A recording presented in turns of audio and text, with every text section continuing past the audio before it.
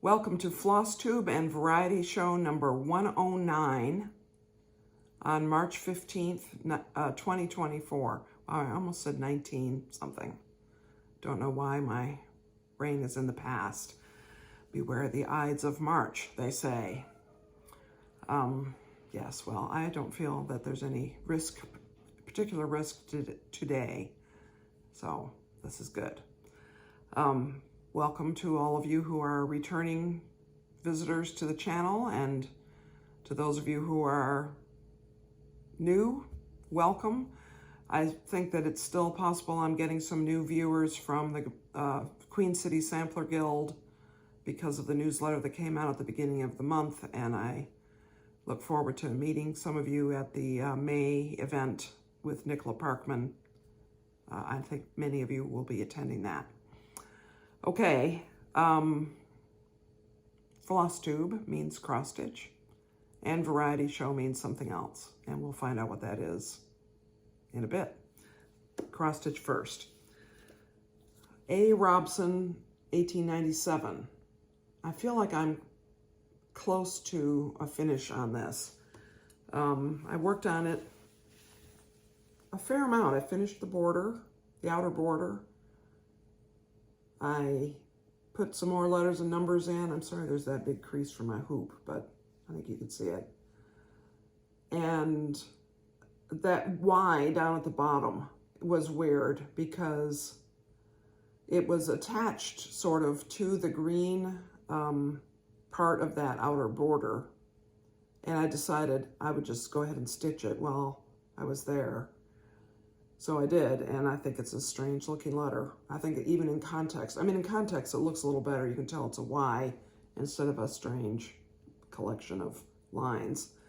But enjoying this. This was the project from Great British Sampler Weekend last fall. And it is on 36 count Woodsmoke with Soie d'Argent in 2 colors, which I put in the description field. I point this way because my computer has the description field.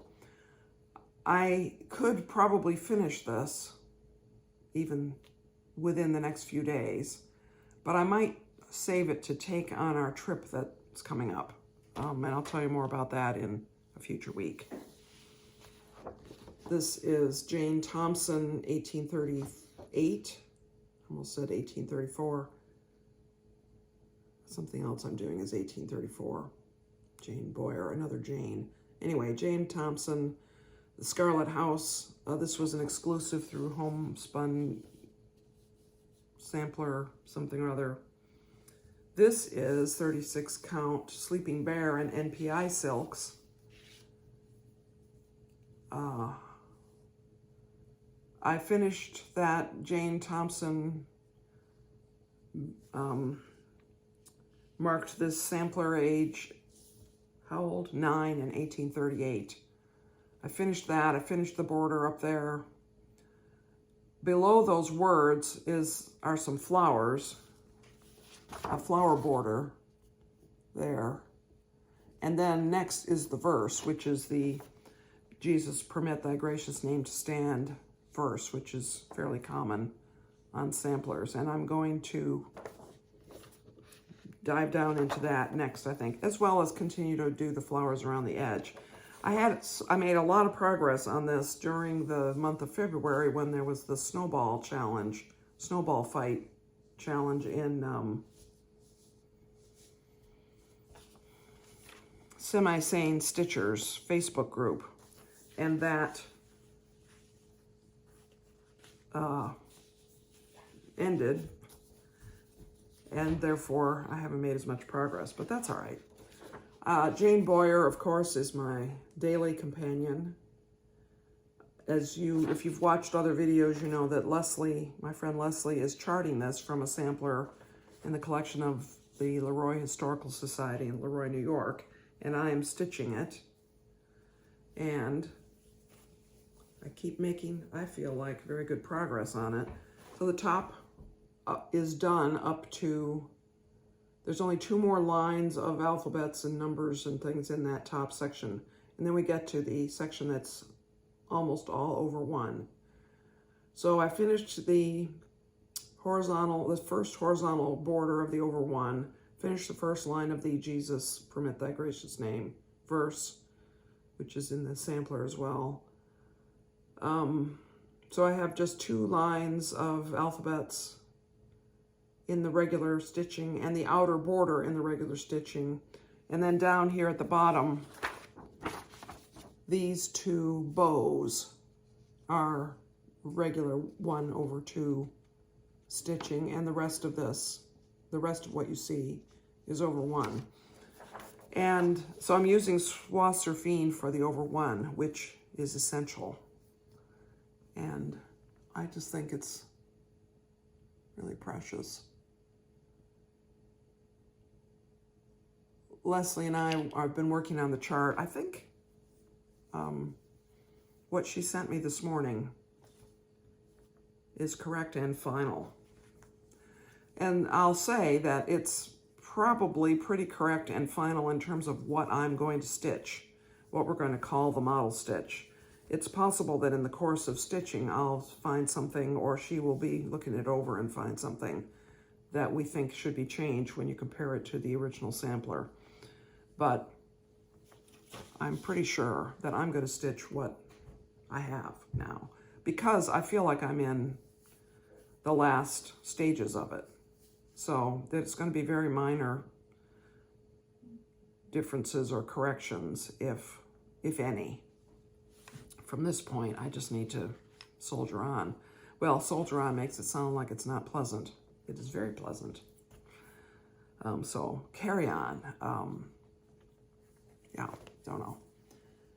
I also worked a bit on Hannah Campbell, 1838. This seems to be a theme. We have 2 1838s, and Jane Boyer is 1834. This is Fox and Rabbit Ballet Slippers, which is a slightly pink tan color, but I think it goes really nicely with the reds and pinks in this sampler. And I did another over 1 letter. The K is new. I did some of the over 1 letters in that center section. I finished the green cartouche in the center, which caused me a bit of trouble because I was just blithely stitching along, because the page break in the chart occurs right at the corner of this, right here. No, over here. Oh, that is the one I was pointing at. It's backwards. Right about here is a page break. And there's also a page break about here. And there are there's the grayed out overlap that helps you orient yourself as you turn the page.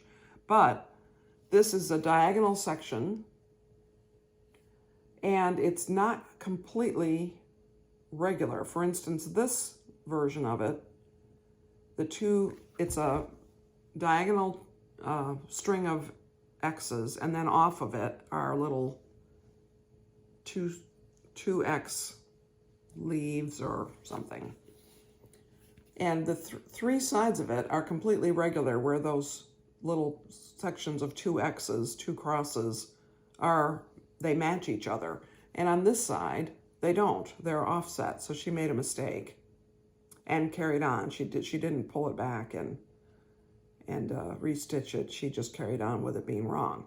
So I did that one where it was wrong, and then I said, okay, this one, oh good, this one is regular. And so I just started stitching it, forgetting that up here, it starts to, the letters and the flowers and so forth start to overlap that inner cartouche area somewhat.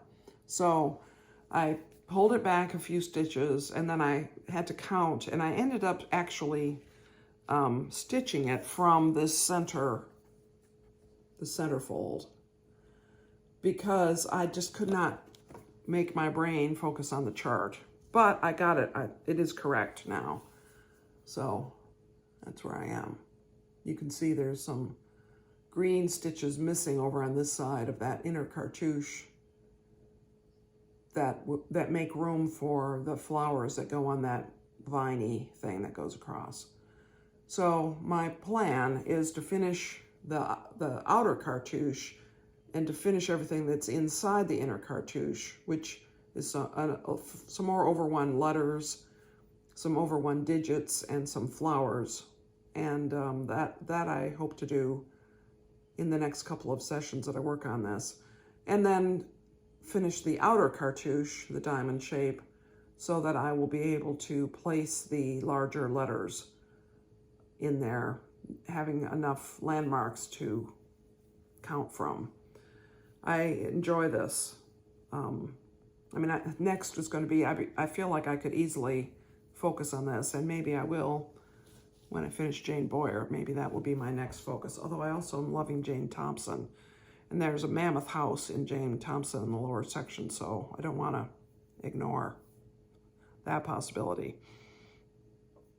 So that is the cross stitch I have to show today. Now, this coming week, or weekend, this weekend is the third weekend of the month, which is our traditional Christmas-themed stitching, which goes by the hashtag Nativity Sal.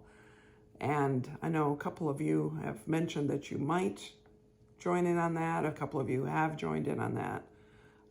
This is, I think, ongoing for me and for Leslie to work on Christmas-themed stitching at least one weekend a month, because otherwise Christmas comes and suddenly you're not done with something that you hope to have finished and ready to display or give away or whatever.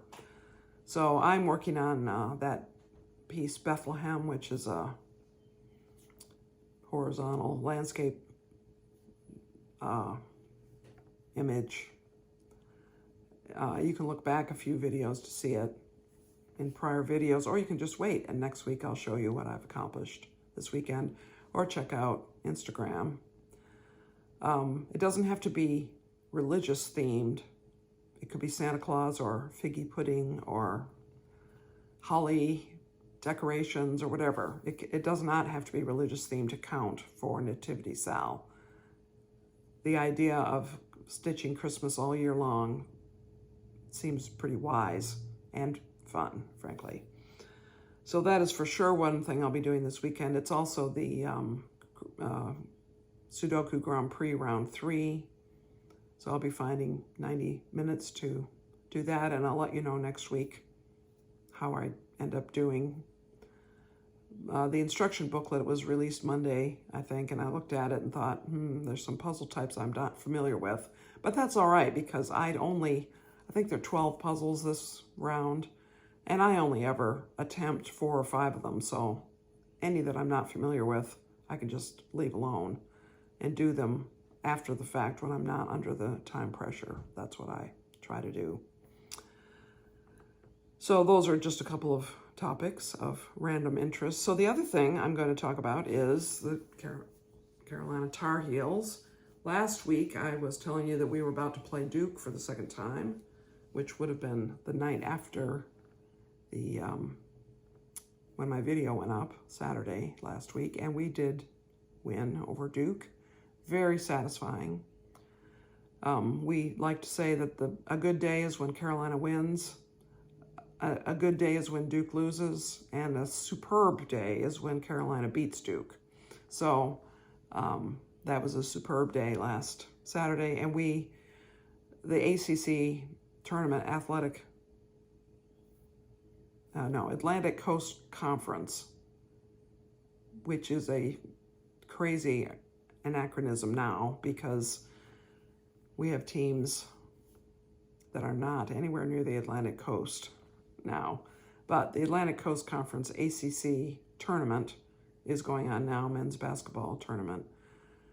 And Carolina got the double bye, played yesterday, and handily beat our first opponent in the tournament, which is Florida State.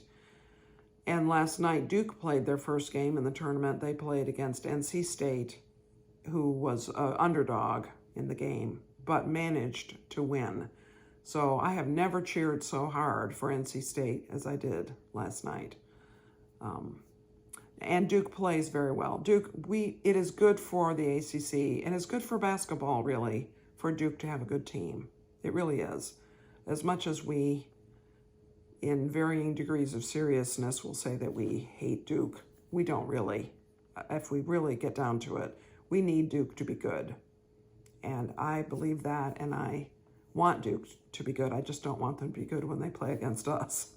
Or I want them to be good, but I want us to be better. I guess that's really the truth. So I think I certainly have mentioned in other videos some of our traditions around these games. First of all is that you must wear a Carolina t-shirt. If you're coming to our house, then you must wear a Carolina t-shirt. And usually I wear a light blue one, but all my t-shirts I buy in years that we win championships of some sort. So my t-shirts currently date from 2017, the last time we won the national championship. So they are kind of old. And my light blue ones are older. I mean, they're more worn out because I wear them more, because light blue is the color. So today I'm wearing this one, which is a fine t-shirt. It's a championship t-shirt from 2017, but it's not as worn out because it's, it's not light blue. And so everybody wears a t-shirt. In fact, our door is decorated this time of year with a seasonal wreath substitute, which I'll put a picture up here of what it is. It's a magnet. And we usually put it up at the beginning of basketball season and then take it down. And I don't have a seasonal wreath otherwise, so. But, it's kind of a joke because many houses in our neighborhood do put up seasonal wreaths on their front doors, and it's very nice. You walk down the street or drive down the street and you see, spring flowers or autumn leaves or something like that. Christmas wreaths are popular. Holly and greenery type wreaths. Our door is black and a seasonal wreath doesn't show up, and I'm not that kind of I don't go for that kind of decor. I don't make it, I don't buy it, I don't seek it out. It doesn't strike me, but the idea of Tar Heel magnet does strike me, so we put it out there. And then another tradition is when we win a big game, which we forgot to do this yesterday. But we go out on the front porch and we whoop. We, cheer for 3 seconds, only 3. We don't want to actually disturb the neighbors. We just want to register that the Tar Heels won. And then finally, we have Tar Heel Brownies. Now this came about some years ago, many years ago, probably in 2003 or something. When we had people over to watch the game, I fixed brownies one time. And so, we would get to a point in the game and I would just say, does anybody want a brownie? So we pass out the brownies and we'd notice that our team scored or, went on a run or blocked out the other team several times. And so we began to ascribe to the brownies a special ability to affect our team's play in the positive direction. So I started it was a demand that I make brownies for every game. And so in 2009, we won the national championship, and we did well, as I recall, in the ACC championship, although I don't think we won it. But we won a lot of games. We had people over to watch a lot of games, and I said, I have a migraine during the championship run. For every game, we had brownies and champagne, both of which contributed to my migraines at the time. I had a migraine for 3.5 weeks straight because of March Madness and so on, because, of course, I wasn't going to not partake. But the brownies have become a tradition, and they used to be called, the actual name of them is All-American Brownies by Maida Heater in her Maida Heater's Great Chocolate Desserts cookbook, which I've talked about maybe a year or more ago in my videos, but we call them Tar Heel Brownies. And sometimes I'll serve them somewhere else, not connected with a game, and people have to accept that they are Tar Heel brownies. So I made some yesterday. We had people over, and then afterwards I wrapped them in wax paper, and then I put them in this really good plastic container so they would stay fresh. So we have 8 brownies left. And we're playing tonight at 7. We're playing Pittsburgh, who won their game last night against someone. Oh, Virginia. No, it wasn't against Virginia. I don't remember. Whoever they beat. Oh, Wake Forest. That's who it was. I don't know. Kind of would rather have played Wake Forest, I think, but that's all right. And so we had brownies for that game, for our game yesterday against Florida State, and these are what we call victorious brownies. They are the leftover brownies from a game that we won. So we'll serve those tonight during the game at 7 o'clock against Pittsburgh. Hopefully we'll win, and if we win, then I will make another batch of brownies for tomorrow night's game, which will be the ACC championship game. And we'll play against the winner of whatever other games are happening. The other game today, which is NC State versus somebody. So that's the thing. Now, the Tar Heel brownies are extremely easy to make. Very, very, very easy. I taught our son to make them when he was 13 or something. They're very easy. You need a saucepan and a baking pan. And in the saucepan go all the ingredients of the brownies, mix it up, and you bake it. And so when I make the brownies in basketball season, I make them so often that I have the recipe memorized. And I put the recipe in the description field of this video, so you can actually see it there. But I would say that the key to good brownies is that they have to be the right thickness and baked not too long. So these brownies, this particular recipe is in an 8x8 pan. If you don't have an 8x8 pan, choose a different recipe. If you make them in a 9x9 pan, they will be thinner and they will not be the same. They won't taste as good. They won't have the fudgy, sort of that perfect brownie texture that I think these brownies have, that all of our fellow Tar Heel fans think these brownies have. So I recommend, if you don't have an 8x8 pan and you want to make these brownies, even if you're not a Tar Heel fan, you're allowed to. That's okay. You can. I would suggest that you find an 8x8 pan. We found a cheap one at, Target or someplace. And you might even take a ruler with you to be sure that even if it's marked 8x8, that it is. Another key to the brownies, I think, is that the pan is lined with foil and then you grease the foil.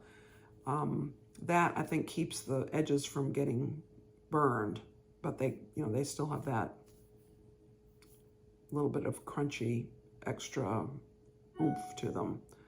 Oh, I didn't put this on Do Not Disturb, which I usually do, which I hope won't mean that the camera cuts off. But anyway, those are my tips. Now, sometimes we put nuts in.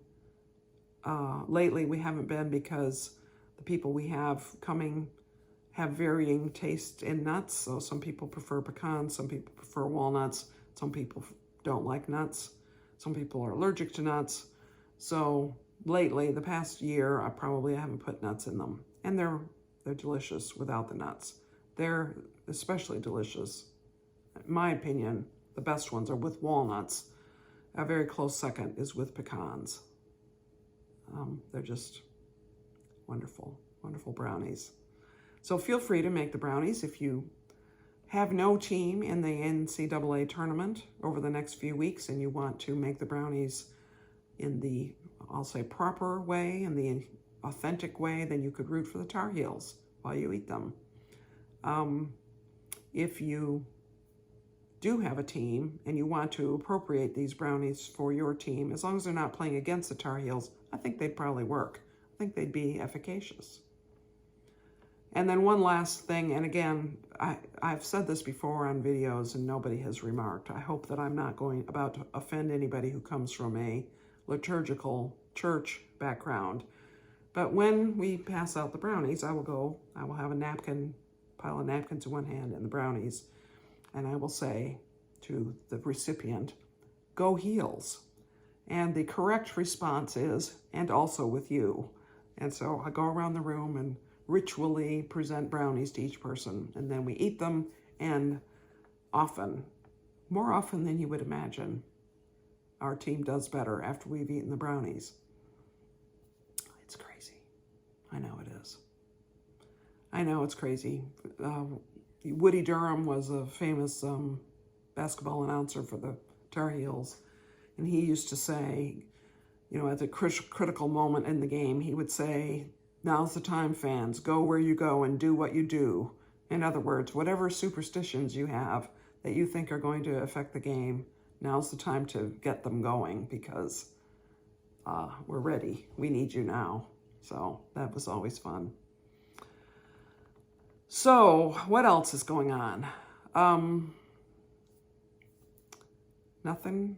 I've been working on repairing a quilt. I'm close to the end of that. Been working on making a quilt, cutting pieces for, and planning out a quilt for my son. I don't think he watches this. Pretty sure he doesn't. We have a trip coming up, which I'll tell you more about in a couple weeks. And I'm just doing my cross stitch and doing my Sudoku and doing my quilt making and activities at our church and things of that sort. That's all. That's what's going on.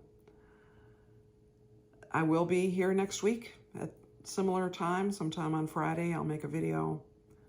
The following week, I will make a video. Those 2 weeks, for sure, there'll be a regular Flosstube, and then I think we're gone. But there will be a galloping horse video, which Cindy and I are going to record. I don't remember if it's the 24th, maybe. And I will put it together for and post it the following week when we're gone. And so I think that is all I wanted to talk about. Oh, just one more interesting thing. I don't pay much attention to YouTube stats and analytics and so forth. But I noticed that my recent videos, most of them are getting in the views in the 90s or high 80s. Fantastic. Thank you so much for watching. Seriously. But a few videos ago, I only got views in the 50s.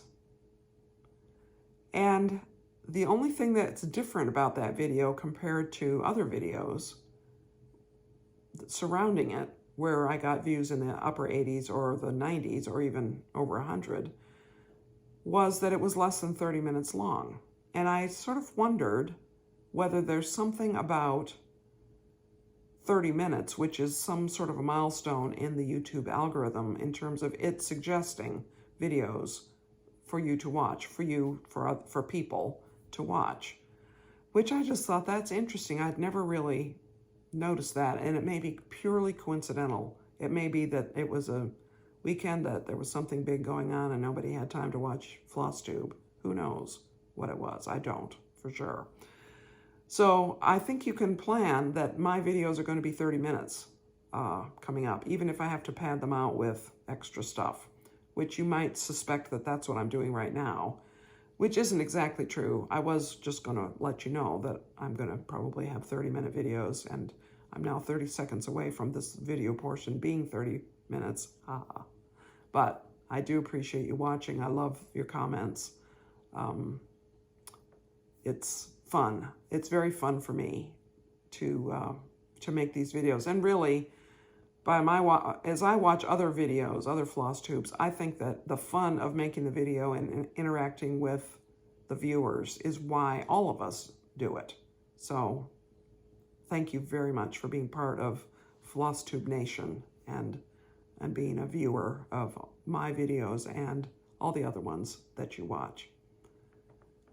So that is all for now, and it's been all for now for a while, you might suspect, which isn't really true.